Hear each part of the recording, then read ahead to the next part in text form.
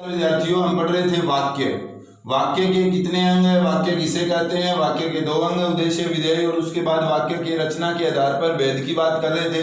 रचना के आधार पर 2 तरह से भेद प्रस्तुत किए जाते हैं। नंबर 1 तो होता है सरल वाक्य और जटिल वाक्य, और नंबर 2 होता है सरल वाक्य, संयुक्त वाक्य और मिश्र वाक्य। सरल वाक्य, संयुक्त वाक्य, मिश्र वाक्य, ये जो तरीका है इसमें वाक्य इसके रचना के आधार पर 3 भेद बताए जाते हैं।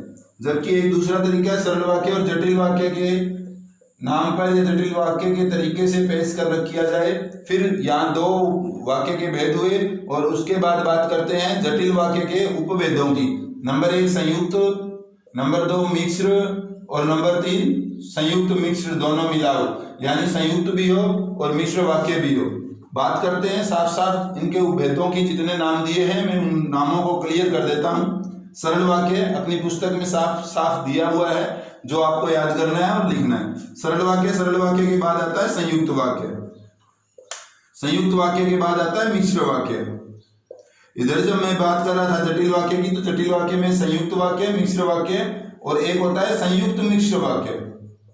वो संयुक्त वाक्य भी होता है और मिश्र वाक्य भी होता है। कैसे होता है अभी बताता हूँ। सरल वाक्य की बात करते हैं। सरल वाक्य के भी आगे उपभेद होते हैं। जैसे हमने अर्थ के आधार पर वाक्य के भेद पढ़े थे, तो अर्थ के आधार पर वाक्य के भेद पढ़ते हैं तो वो अर्थ के आधार पर जैसे विधानवाचक हो गया, प्रश्नवाचक हो गया, संकेतवाचक हो गया, अज्ञार्थक हो गया, और इस तरह से जो है इसके निषेधात्मक वाक्य हो गया। सरल वाक्य के ये कई सारे 8 भेद होते हैं।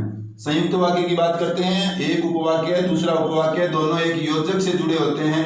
जैसे या से जुड़ गए, की से जुड़ गए, और से जुड़ गए, अथवा से जुड़ गए। इस तरह से जो है वो एक समुच्चय बोधक अव्यय से जुड़े होते हैं, संयुक्त वाक्य कहलाते हैं। मिश्र वाक्य एक उपवाक्य दूसरे उपवाक्य के ऊपर आधारित होता है, डिपेंड होता है। जैसे जो मेहनत करेगा वही सफल होगा, तो एक बात जो मेहनत करेगा ये दूसरे पर डिपेंड करती है कि वही सफल होगा। अब बात करते हैं, यहाँ सरल संयुक्त मिश्र हो गया। इसके बाद संयुक्त मिश्र कौन सा था। संयुक्त मिश्र वाक्य वो है जो मिश्र होता है, एक उपवाक्य दूसरे पर डिपेंड करता है, उसके साथ साथ एक उपवाक्य उसमें स्वतंत्र भी होता है। यानी 2 स्वतंत्र उपवाक्य हुआ और एक उपवाक्य ऐसा होता है जो उसके ऊपर डिपेंड करे, उसको संयुक्त मिश्र वाक्य बोलते हैं। ये परिभाषा इसमें दी हुई है, आप अच्छे से देख सकते हैं, पढ़ सकते हैं बुक के अंदर।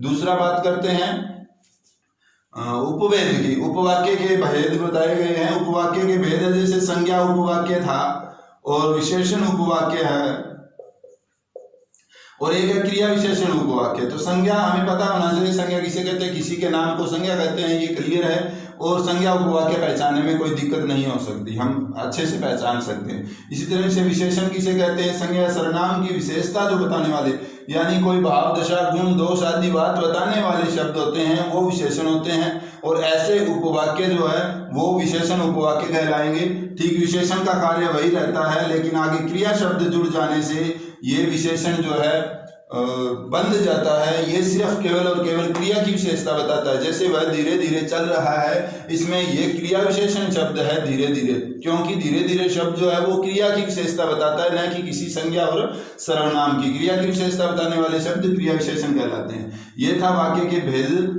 मुख्य रूप से करवा दिए गए। उसके बाद आता है वाक्य रूपांतरण। रूपांतरण में देखिए, वाक्य रूप अंतरण, यानी रूप का अंतरण करना। वाक्य का जो रूप होता है, ढांचा होता है, उसमें अंतरण कर देना, बदलाव कर देना। जैसे वह बात करते हुए, वह खाना बनाते हुए बात कर रही थी। वह खाना बनाते हुए, मैं लिख देता हूं, वह खाना बनाते हुए बात कर रही थी।